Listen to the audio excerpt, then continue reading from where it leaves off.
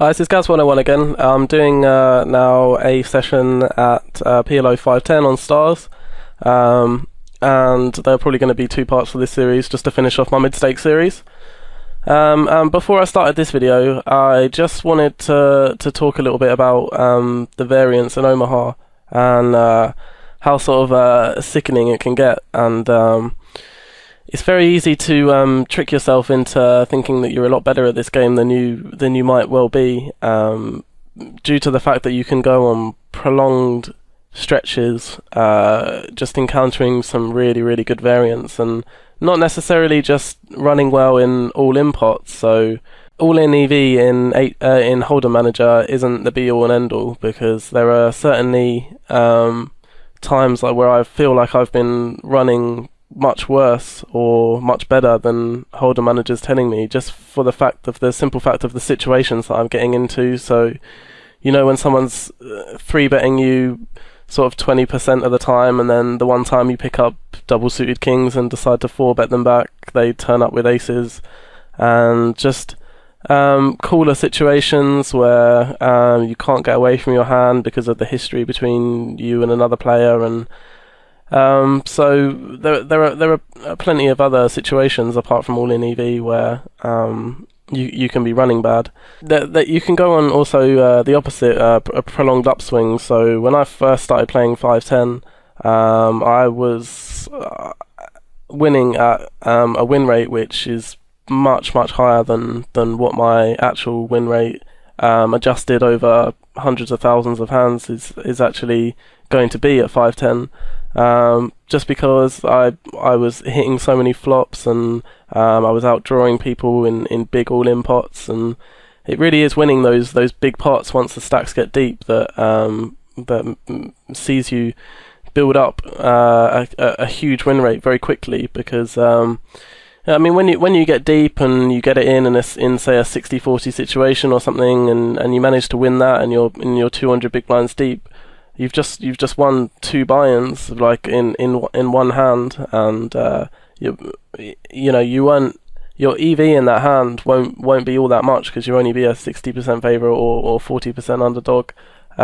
But if you manage to win that hand, then you're running a lot over expectation, and basically winning those big pots can have a huge effect on your win rate. And I wouldn't really concentrate too much on your win rate in Omaha, even really in any poker game, because it's actually meaningless. It's just important to try and keep a level head, try and just play the cards as best you can, try and get the money in good. But if you don't get the money in good, then you need to be happy with your play, and you need to be pleased with the way that you've got it in against your opponent's range. So against the whole range of hands that they could have in that situation, not just the particular hand they happen to show up with that time. And it's sometimes very difficult thing to do when you're running bad, is to stay in that mindset of just being happy to get the money in good, or being happy to play the hand best against their range, even if your bluffs are getting picked off, or your value bets or you're value owning yourself with your value bets, or so when things go wrong, it's very hard to look objectively at your play and decide whether you're just running bad or playing good. And that's why Omaha is such a difficult game to deal with. The variance is very difficult to deal with when you're running bad. So I just wanted to say, really, you need to just be careful if you are winning. Don't get too laid back. Don't get too cocky. Try not to let your ego run away with you if you are running well and go on a big upswing, because things do turn around. And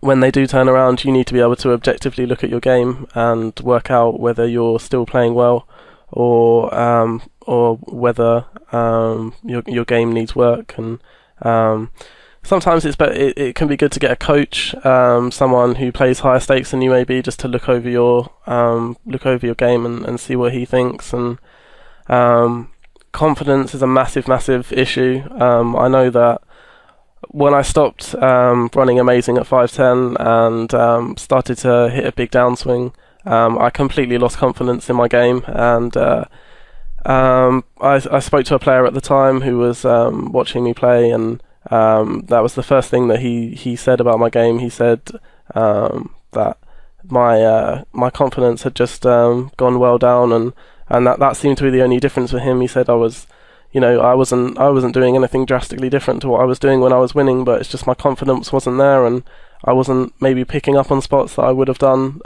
before, and maybe was getting a bit too shy to bet in spots where I was missing value, and those little things can add up when you're running bad. If you're playing, break-even poker due to lack of confidence, if you're running bad, then you're gonna be losing money, and it can be a bad time. So I just wanted to talk a little bit about variance there before we go into the video. So I'll keep the tables as I've done before, with top left being table 1, top right table 2, bottom left table 3, bottom right table 4. And maybe I'll just go and talk about the players briefly before we start. So on table 1 to my right, we've got Michael SC. I believe he's a coach for card runners, maybe. I'm not 100% sure. But I haven't seen him around much, but been playing with him quite a lot recently. In this session, we've been very aggressive towards each other. We've been 3-betting each other a lot. I get the impression that he was on the verge of tilting. I feel like he was getting a bit frustrated. Although his 3-bet percentage there is only 4%, it says there, in the last few hands, so in the last sort of half hour or something, his 3-bet percentage had rocketed through the roof, and I just got the feeling that he was getting a bit frustrated.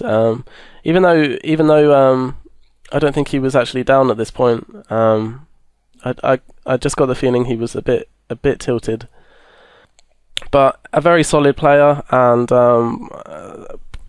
probably one of the toughest opponents at 5'10" that I've come across.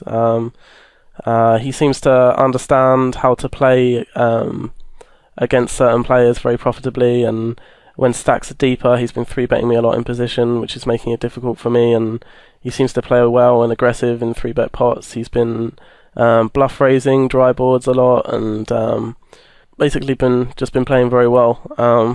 So he's one we don't really want to get involved with too heavily, but because stacks are deeper, we do want to try and take advantage of that.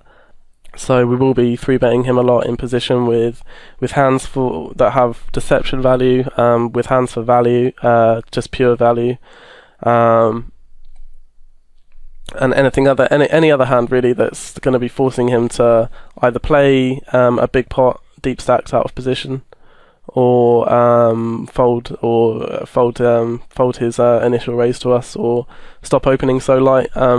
So we would have to stop raising for value so light. But we're looking basically to play big pots with him, because it's never a good idea to play big pots deep stacked out of position in Omaha, no matter if you're a solid player or not. Then we have to his right, we have Godlike Roy.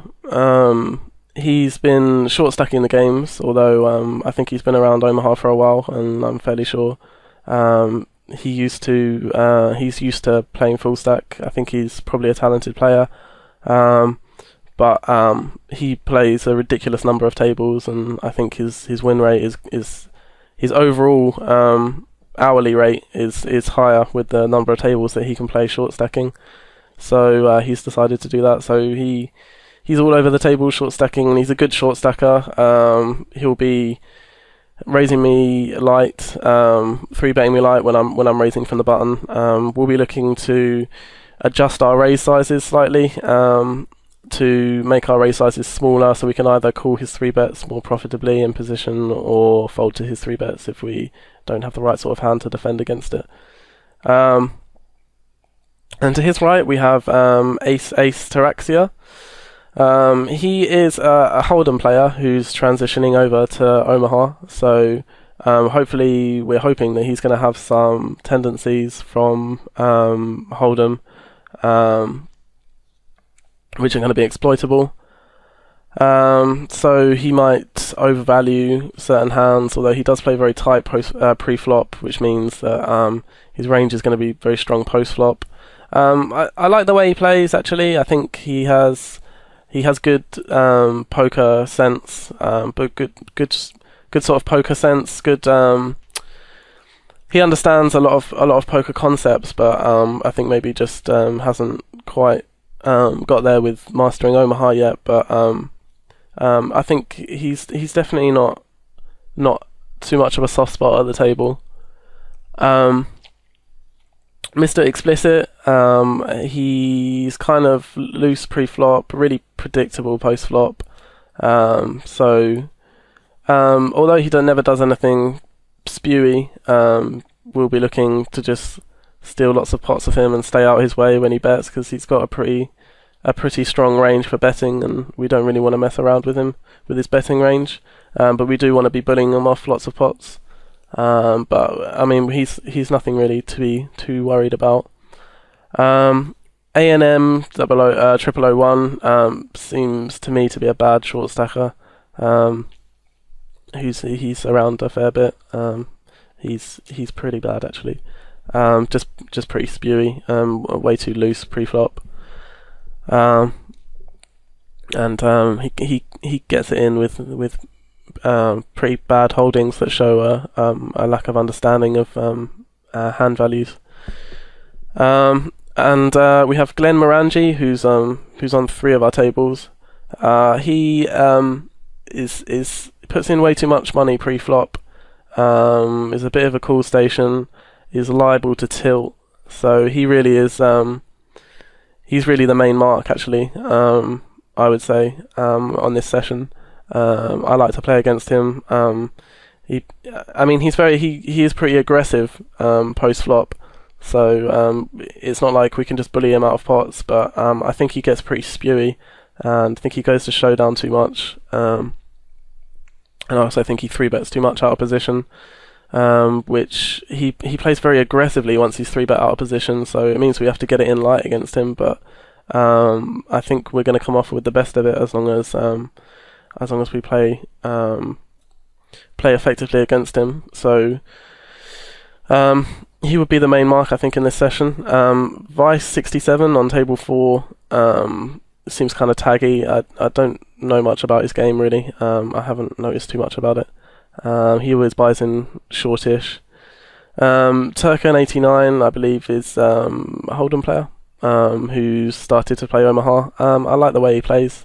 He's very, very tight, but he plays very well. So, but overall, he plays so tight that it's not too much to worry about. And then we have finally on table 2 Lancerio Souk. I'm not sure if that's how you pronounce that, but he's very loose, very aggressive pre-flop, and continuation bets quite a lot. But because he 3-bets so light, he's continuation betting with air a lot of the time. So we'd want to try and take advantage of that. So let's start the session. You can see on table 1, Michael SC has opened for 35 in the cutoff, and we have a double suited pair hand 2-2-5-5. And it's the kind of hand that deep stacked I think is good to 3-bet in position. I mean, pretty much any hand is good to 3-bet in position when deep stacked. We're not too worried about A&M picking up a hand and coming over the top. It's not the end of the world. Mr. Explicit, I don't think will come along very light, or he won't be exploiting us by 4-betting light. I don't think. I just have never seen him do anything exploitive like that.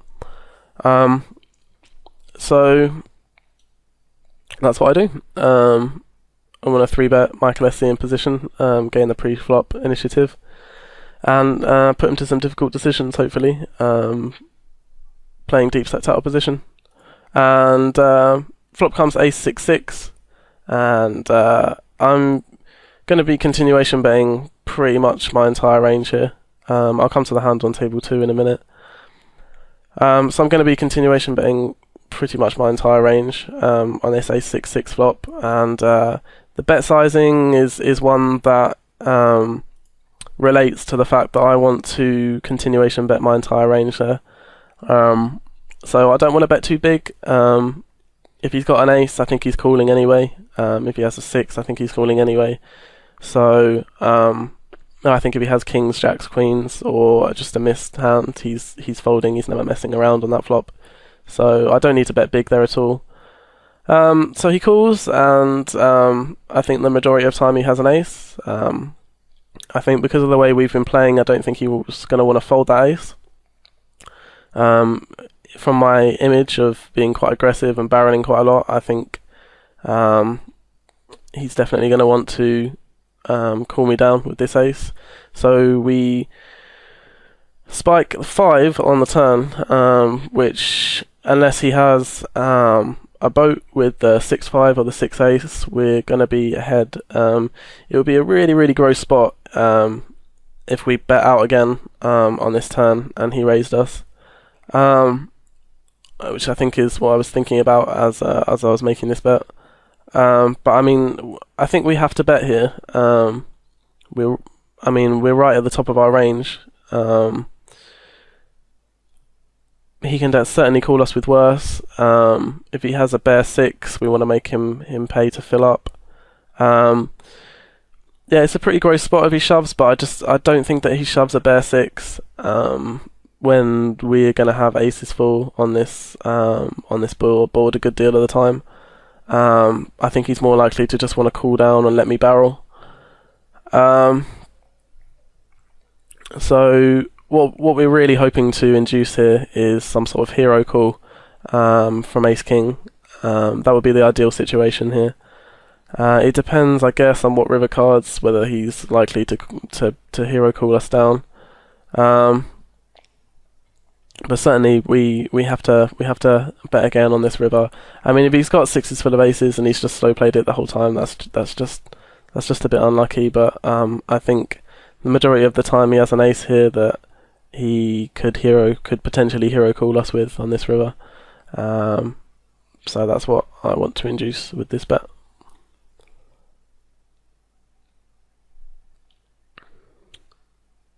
And it's interesting that he folds pretty quickly on the river after tanking on the turn. So I don't know whether that possibly indicates a flaw in my game, where he thinks that I'm the type to barrel 2 streets but will never triple barrel with air.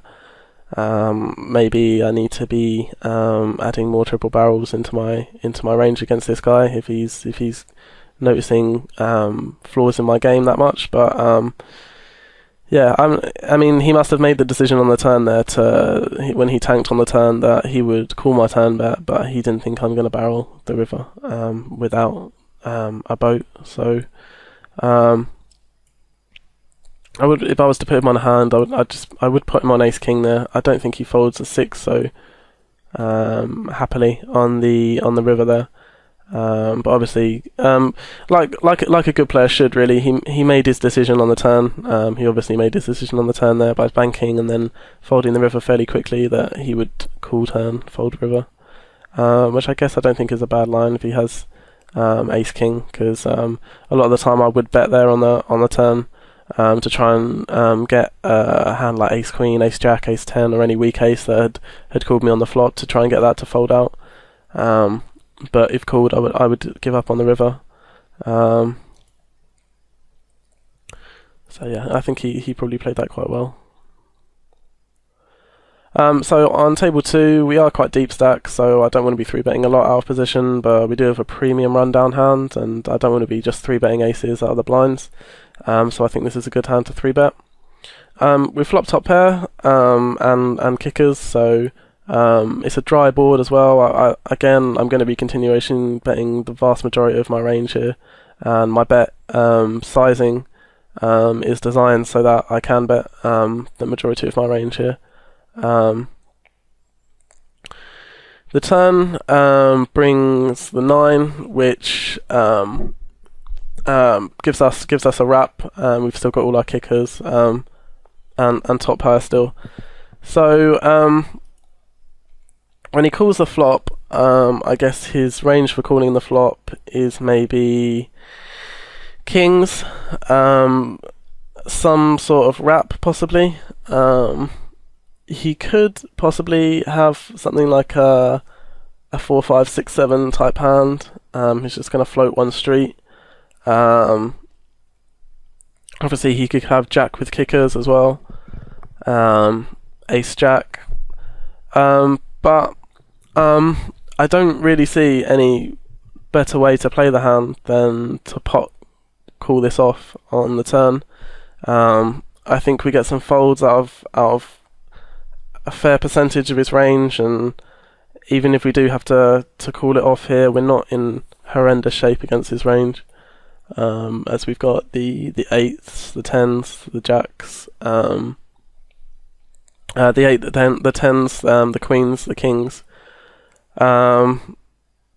If he's got spades, it's kind of bad for us, but he's not going to have spades all that often. So yeah, I don't think that I can check call on this turn, because it kind of turns my hand face up, and if I don't connect, I could easily be folding the best hand on the river. So yeah, I'm happy with my decision to pot call it off here. When we pick up so many outs on the turn, I really don't like to check call in situations where it just turns my hand face up. He turns the 2 pair there, and kind of an unlucky turn card for us really, because it sucks us both in. Obviously he can't fold when he hits top 2, and I don't think that I can really do much else apart from pot call it off. It was kind of unfortunate there to lose a couple of buy-ins, but as you can see, we were 27.5% on the turn. So it's not the end of the world. I think that's probably the optimal way to play the hand. I don't like to be giving up hands too much in 3-bet pots when I've got the initiative. So on table 2, I decide to 3-bet Ace King 10 8 against Vice. He min raised, which for me, a lot of people that min raise tend to be doing it with hands that are kind of shoddy, not quite good enough to raise from early position, but they don't want to fold, so they min raise to try and create a multi-way pot. So I think that my hand dominates a lot of those hands with the Ace King combination. So I think that's a decent 3-bet in position. Plus I don't mind isolating him. I don't know much about him, but he looks taggy, so I guess he's just going to be check folding a lot of flops and generally not causing us too much problems. Yeah, I like that 3-bet in position. And I'm not sure, my 3-bet on table 3 may be a bit iffy, but obviously there's nothing we can do once we get raised by Glenmorangie. He hasn't been raising me enough for me to consider clicking it back here, and so yeah, I just want to let that go. Yeah, so unfortunate that Jack Queen, King 10 hand. It's kind of a dirty turn. But yeah, as you can see, like even against, I mean, he's at the top of his range there with top 2 there, and even against the top of his range, we're still 27%. So it's not too terrible for us to be stacking off there.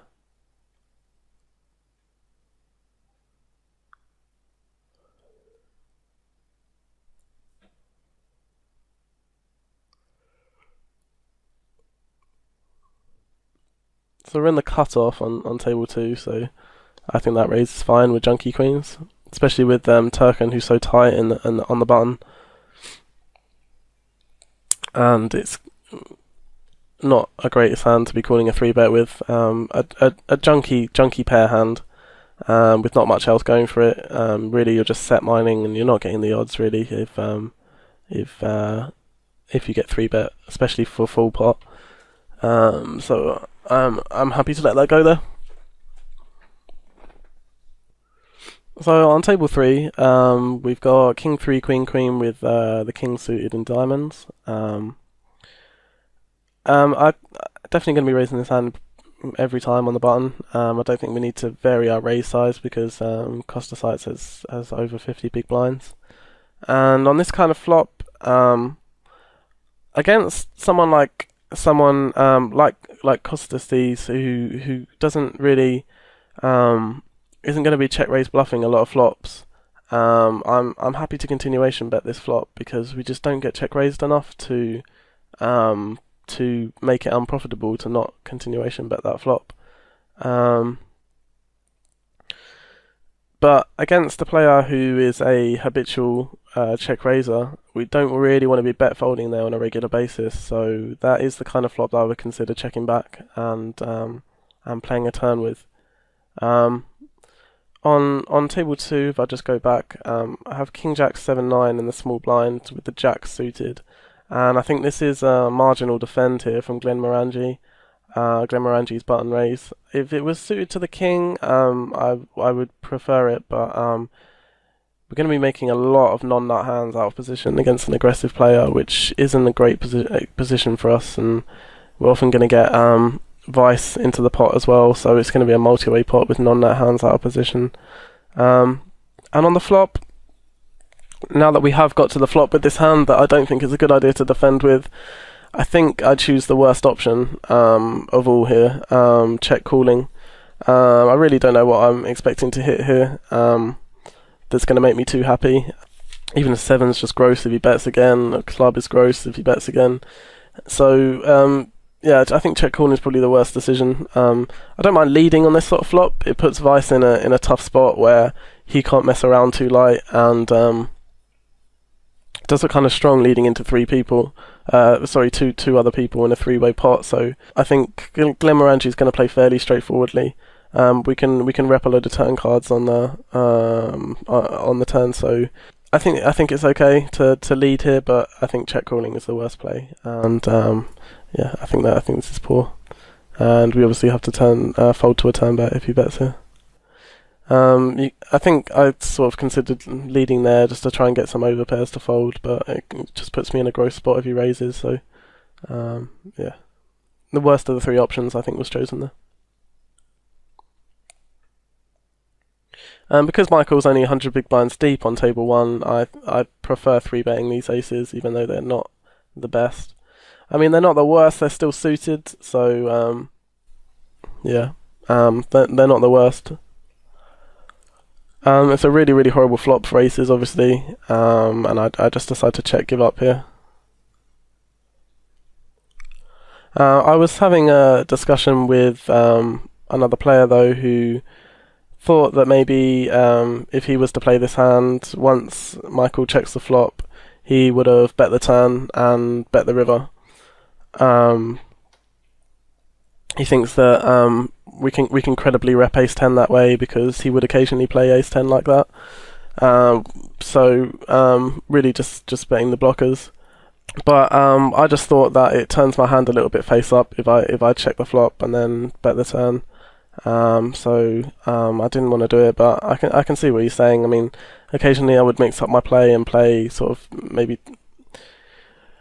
I think I would occasionally check a big hand on this flop. It would be rare. It would be a rarity, but I would occasionally do it.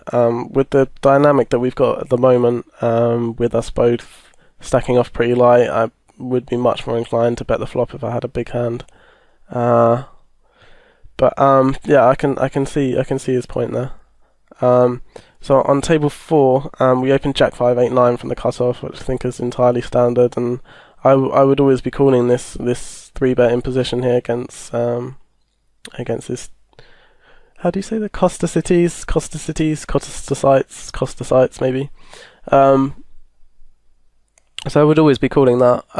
But Turkin, who's pretty tight, comes over the top. Again, the same player that I was discussing the hand with on table 3 said that he thought I could call there because our hand is going to fare well against Turkin's range. I think it's quite a lot to invest. I know that he can't come over the top here, but it's likely that I'm up against two pairs, so my hand does very, very well. The equity against two big pairs is very, very good. So yeah, it could possibly have been a call there.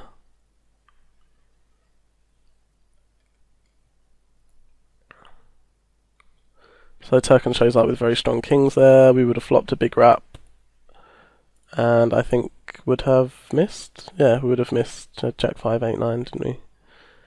So obviously I made the right play. I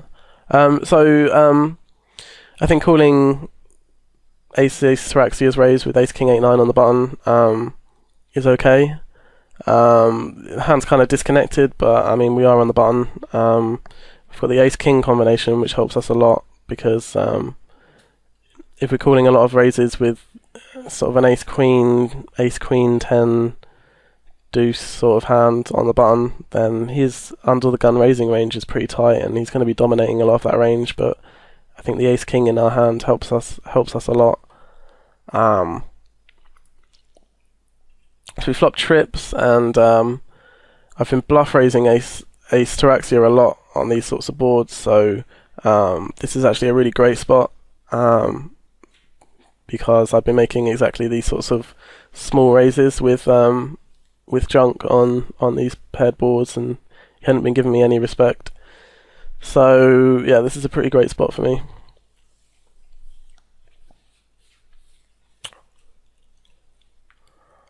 So he tanks and calls, and I think my bet on the turn is a little bit big here because it removes any sort of bluff element that he could have here. My reasoning behind betting so big on the turn was to make it just look like I was committing myself with a draw. That was my reasoning behind betting that much. That's what I wanted him to be thinking, that I was just committing myself with a draw. But I didn't take into consideration the fact that he might be floating me out of position. I think it's more of a hold and play when you float someone out of position. In Omaha, it doesn't work too well. I didn't take that into consideration, but maybe I should have bet slightly smaller on the turn. But it turned out it didn't matter. He was going with his hand no matter what. And sorry, I clicked forward there.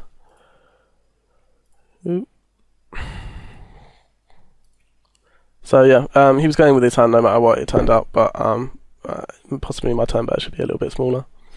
But it's just a perfect spot, and it's actually one of the advantages of bluff raising those dry boards a lot, because when you actually do have the goods, you get paid off very light, as you can see, and he misses, and we take down a big pot.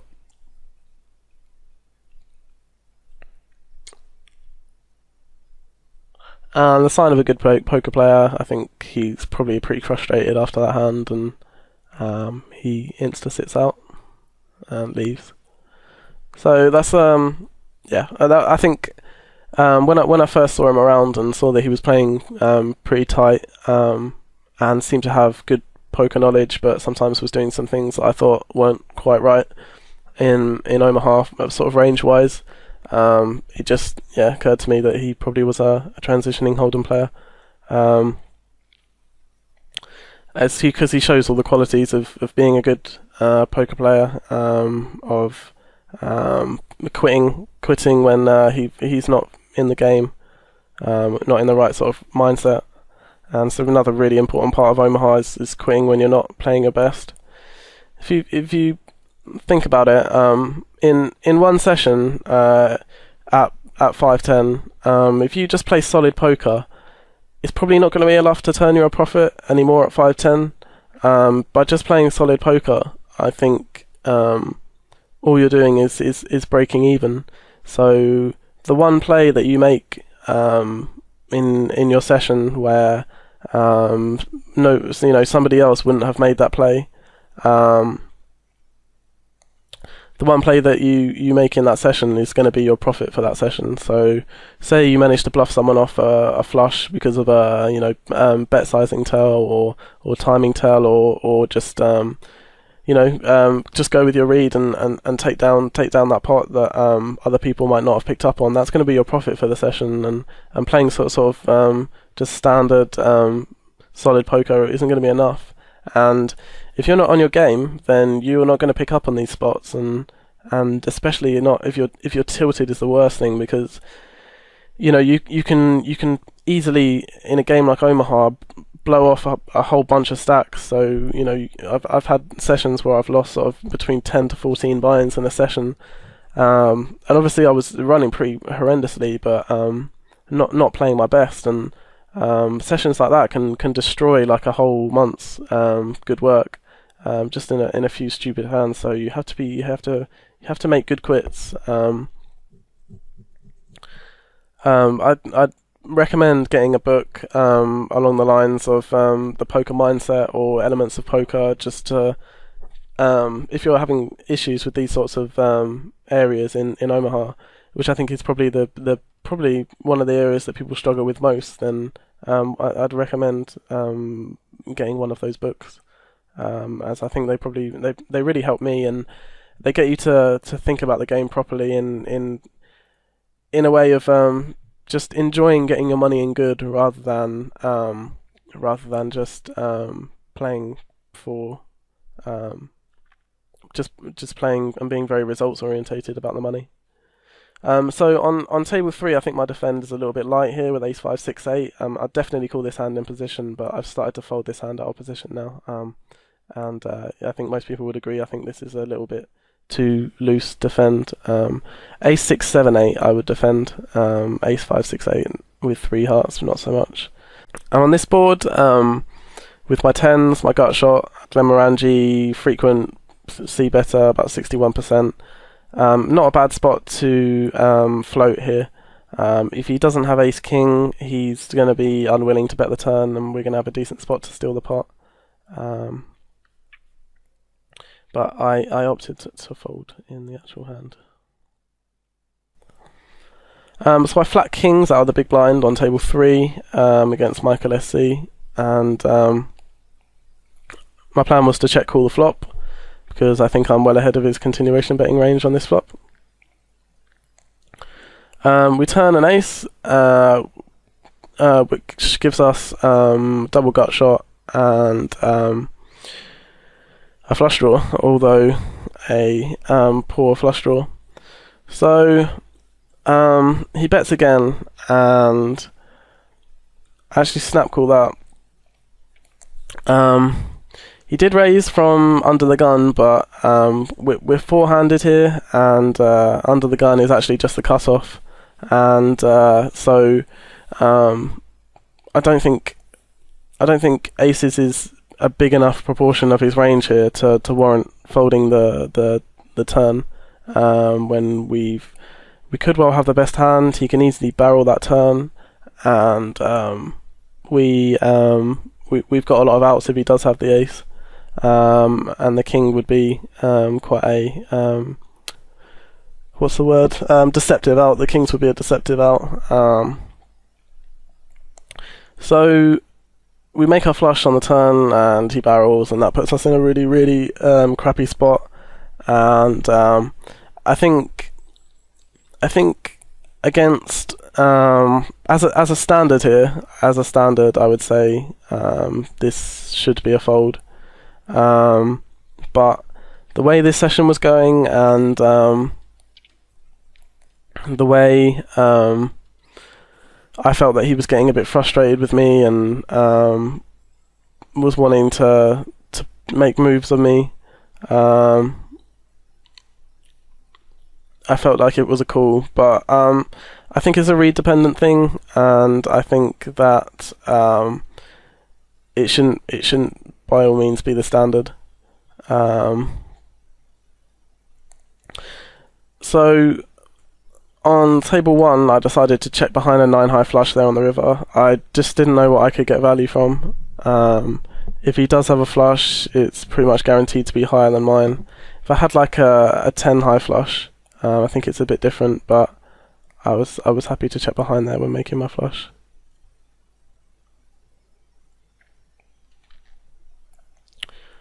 So it was a read dependent thing of feeling that Michael was frustrated with me, and the fact that he had been raising a lot pre-flop, and led me to make that call. But I mean, in general, I think I think that should be a fold in that situation. I mean, he's obviously repping a much stronger hand than me. But yeah, I could feel the frustration coming from him.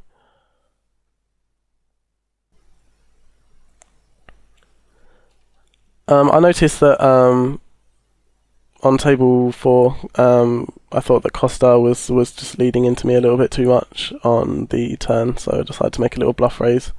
But it doesn't go through, and I'm never going to follow up on the river there. So I bet this flop instead of going for pot control against Michael SC, precisely for the reason that he's been bluff raising a lot of these flops. So I didn't know at the time whether he was raising these flops with semi bluffs or pure bluffs or a mixture of both. So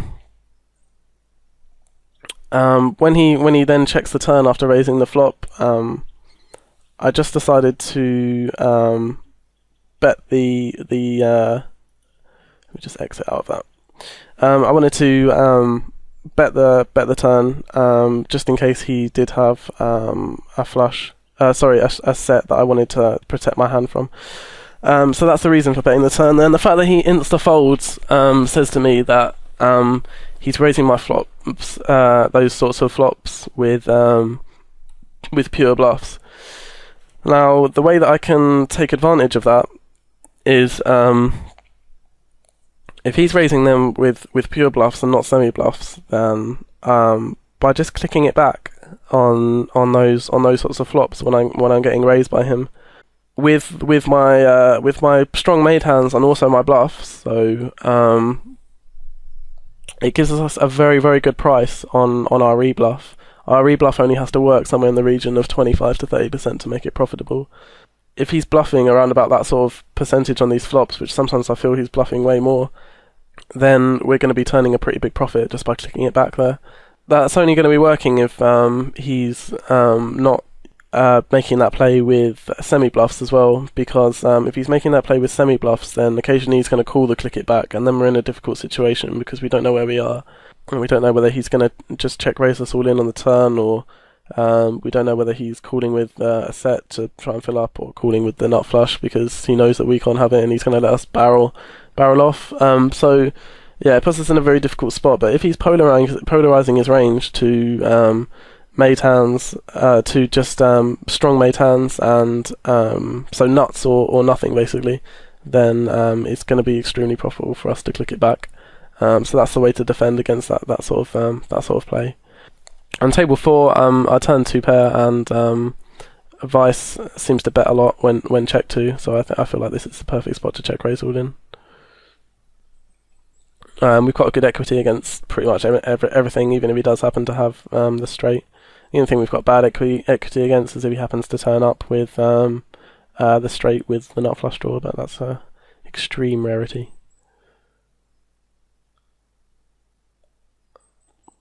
So I just didn't want to get involved on table 2 with my king, jack 3. Even though I think Michael SC is making that raise pretty light, I'm not 100% sure how light he's making it, and yeah, I don't feel too comfortable putting in 110 big blinds with bad kings there. Not yet anyway. I don't know how he's reacting to Lance 3 suit get. So you can see that Michael's now started to 3-bet us with absolute junk in position, which just backs up the theory that I could feel the frustration coming off him at the time. I mean, if he's starting to 3-bet that hand, and then he's 3-betting a huge wide range in position.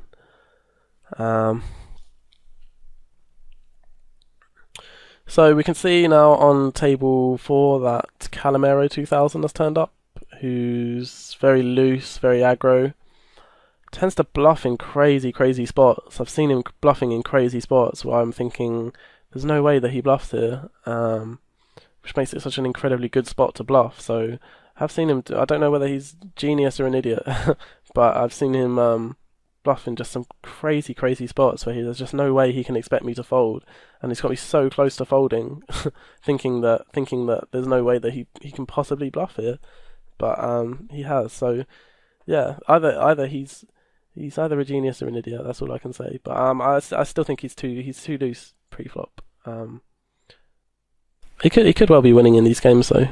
He buys in short, and I've seen him with some massive stacks. So yeah, interesting player.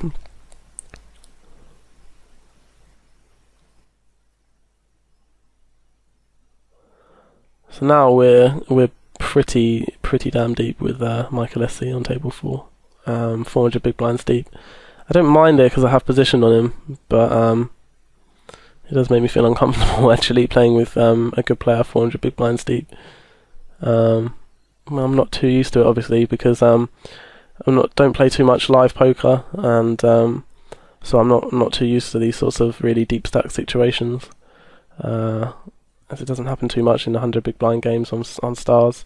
Although I have started to move over to full tilt, and I'm really enjoying playing those deep stack heads up tables. I think it's something really important thing to practice is playing those deep stack situations, because you get into some very interesting situations that that 100 big blind poker just doesn't cater for. I think 100 big blind poker actually, especially with Omaha, is just a little bit dull sometimes. There are sort of, I think there are a lot of standard plays and not too much sort of crazy stuff can go on with just 100 big blinds behind. It's even worse with short stacking, with those sorts of 20 big blind stacks. But I still think 100 big blinds is a pretty shallow stack. I mean, once you get in sort of 10 big blinds on the before the flop, and once you've made a continuation bet, there's like 30 big blinds in the pot, and you know, your turn bet basically commits you a lot of the time with 100 big blinds. Whether it's with deep stack play, it gets a lot more interesting. Possibly a little bit too loose there on table 1. Kind of a junky hand, really, junky tens. Because Glenmorangie actually continuation bets quite a lot, I could probably get away with check raising this flop. I usually don't like to check raise these flops because you're risking a lot more than you have to, rather than just leading. And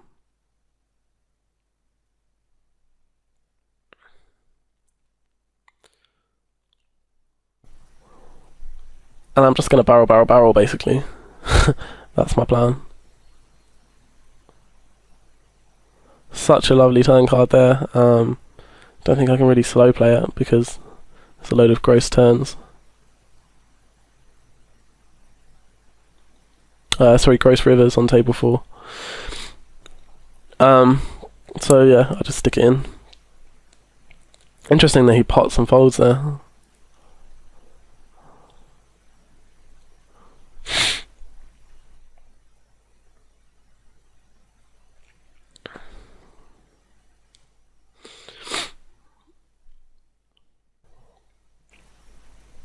Like we get a fold out of Michael SC there. Okay, so Michael SC makes a small 3-bet on the button here, and I don't think he has aces a lot of the time here, but I really don't want to 4-bet. I really don't want to 4-bet out of position with that hand. Not this deep, so that's why I decided to flat, because I just don't want to fold it either. And he's cleverly made it 90 here, so we can repop after A&M shoves, which I'm guessing was his plan. But because we're so deep, I don't really want to fold my hand. It's sort of a premium rappy hand.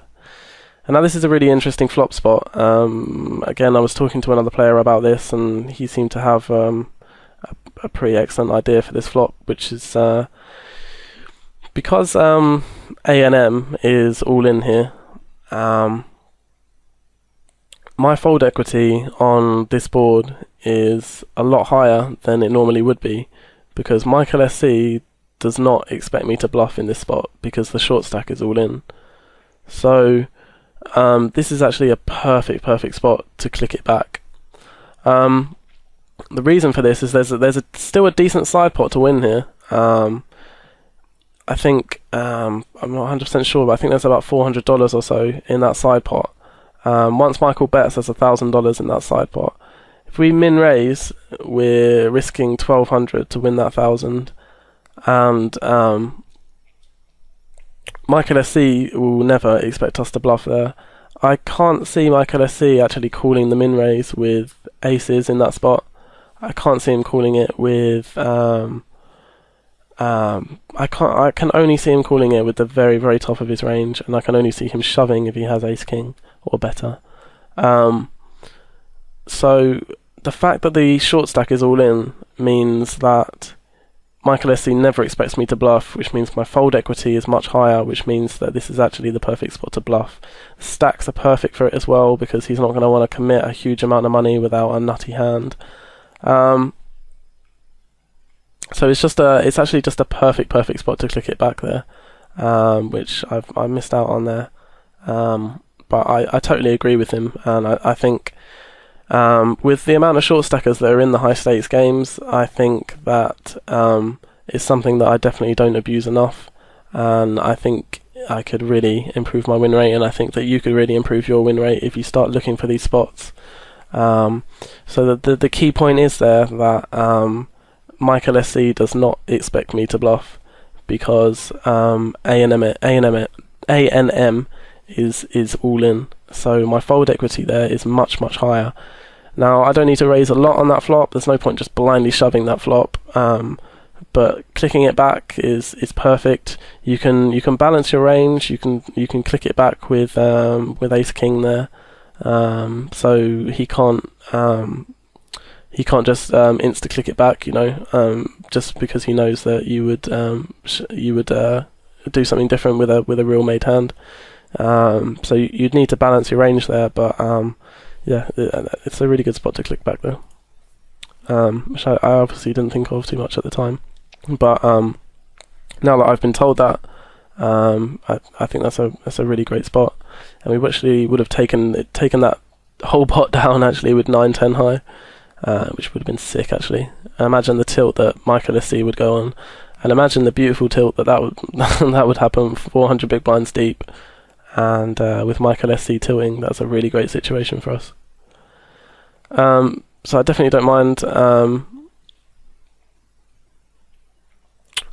definitely don't mind 3-betting that hand 400 big blinds deep in position against Michael SC. Actually, I think we can probably 3-bet pretty much any hand there.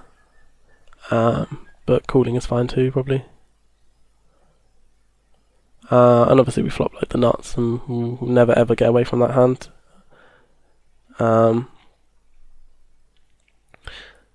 400 big blinds deep is a bit different, but we'd never be getting away from that hand against Glenn Morangi or Mr. Explicit. So I just shove because it's what I do if I had a big draw. So it's what I do if I had Queen sevens. What I'd do probably if I had 6, 7, 8, 9. Probably with spades, I'd need to do that.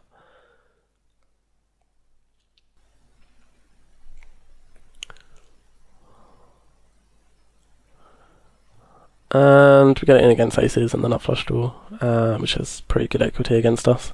It's definitely standard on his part. He binks the ace on the river, which is annoying because we're not quite as deep now with Michael, but not the end of the world. Okay, I think I might wrap up this part of the video here. And hopefully we'll get into some good spots. We've got some decent stacks on 2 of the tables, so hopefully we get into some interesting spots.